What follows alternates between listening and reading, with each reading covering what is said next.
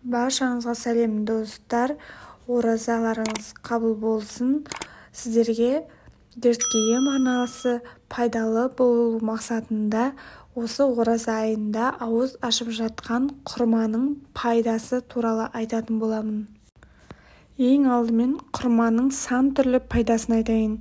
Құрма Құран аяттарында көп кездесетін жеміс түрі.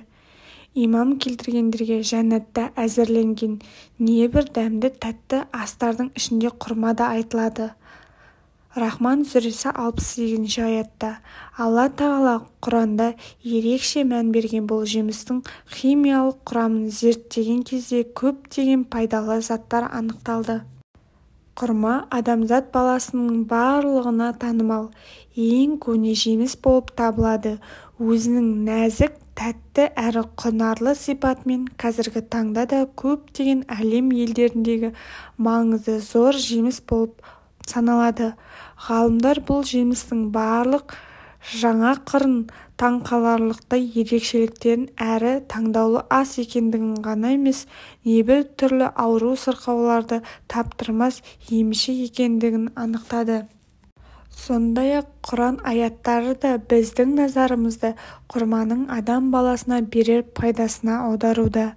Мариям сүресінен бір аят келтіретін болсақ, сонда оны толғақ қысып, құрма ағашының түбіне барды да, әттең-ай, мен бұдан бұрын өліп қана мүлде ұмытылып кеткен болсам еді деді. Періште оның астар жағынан, кейіме Раббың астыңнан бір бұлақ жаратты деп дыбыстады. Құрманың бұтағын өзіне қарай сілкіді. Саған жас құрма түседі деген үн келді. Ал енді же де іш, көзайым бол. Жақында ғалымдар құрманың әйел адам босанар кезіндегі берер пайдасы және де аяғы ауыр әйелдердің іштегі нәрестеге пайдалы екендігін анықтады. Құрманың құрамында үлкен мөлшерде қант бар екен, яғни 60-65%. Бұл барлық жемістермен салыстырғанда ең үлкен көрсеткіш.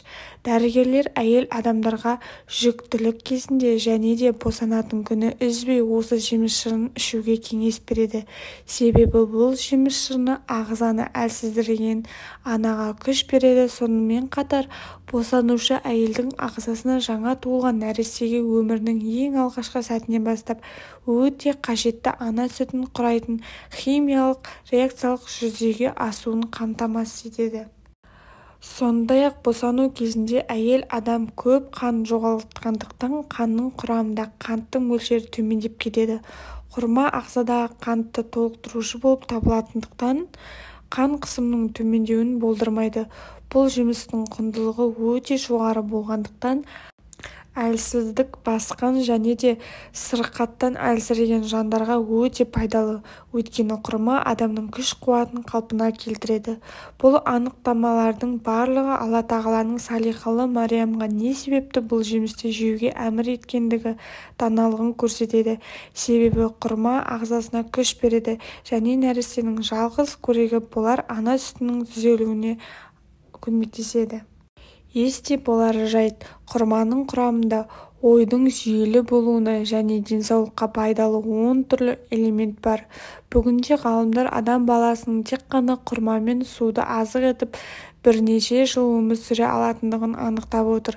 Ашығу саласының беделді мамандары бір құрма мен бір стақан сүт адамның ағзасына бір күндік қажетті заттармен қамтамасыз ете алады деген тұжырым жасады.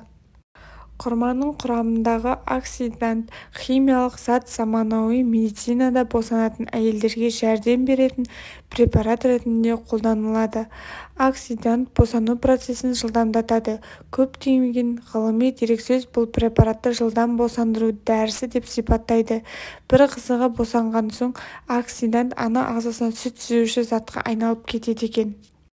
Окситоцин кезінде мидың артқы жақ гипофизінде түзілетін және де толғақты шақырушы жатыр және жамбас буындары тарылушы гормон болып табылады. Ананың ағзасы босануға дайындаушы да осы гормон. Окситоцин гормонының әсері бұлшықет жасушаларында ана сүтін түзуші ретінде және ана жатырының бұлшық етіне көкөніс көрініс береді. Босану процесі сәтті өту үшін жатыр бұлшықеттерін дұрыс қысу маңызды. Ангиосизин өз кезегінде жатыр бұлшықеттерінің белсенді түрде қысылуына белсенді атсалысады. Сонымен қатар босану процесі аяқтала салысымен ағзадағы өз қызметін атқара береді. Ендігі жерде ол сүт бездеріне ана сүтін түзуге бастайды. Құрманың медицинадағы зор пайдасы жайлы зерттеулер ең алдымен әйел адамды босандырар кезінде ең таптырмас зат екендігі медицинада ашылған соңғы жаңалықтар болып отыр.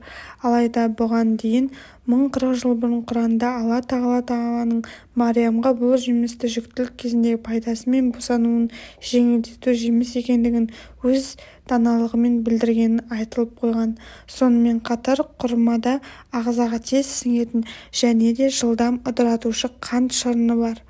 Ол ағзаның белсенділігін арттырып, жылу күшімен қамтамасыз етіп отырады. Құрмадағы қант шырыны ағзада қант құрамын мөлшерден асырушы кәдімгі қанттан глюкозадан айырмашылығы көп.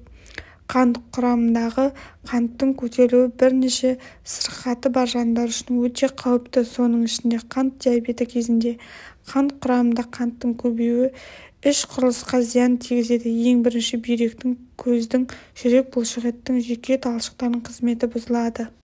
Қанттың көбеюі нәтижесінде көптеген аурулардың ауру түбінің себебі және де көру қабілетінен айырылуға, мүшелердің жансыздануына, бүйрек ауруына және де қант диабетінің ауру түріне апаруы мүмкін. Құрамында көптеген дәрумендер мен минералды заттар бар. Олар жасұныққа, майға және ақуыздарға бай.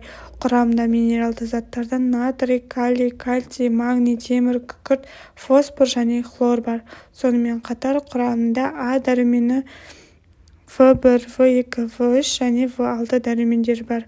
Жүкті әйелдердің ағзасына жалпы адамның ағзасына қарағанда дәрумендер мен минерал заттар қалай әсер беретіндігін бірнеше мысал келтіреміз. Құрамында 50% қанттан құралған, сондықтан өте нәрлі. Ол ағзаға тез таралады. Қант шырыны жүйке жүйесін тыныштандырады. Құрма мидың қызметіне өте пайдалы, себебі 2% ақуыздан тұрады. Содан ақ В1, В2 дәрумендеріне бай. Ақуыздар ағзаны жұқпалы аурудан қорғаушы қызметті атқарады. А дәрумені көру бұлшықеттерін жақсартады, сүйек және тісті қатайтады. В1 дәрумені ақуыздарды, көмірсуларды және майларды жойып, ағзадағы жасушалардың жаңаруын қамтамасыз етеді. Достар, бүгін сіздерге құрманың пайдасын, адам ағзасындағы қызметін және жүкті әйелдер үшін ағзада не болатынын толық ақпарат бердім. Егер сіздерге пайдалы болса, менің арнама жазылып, пікір қалдырып кетіңіздер. Ауырмаңыздар, сау болыңыздар.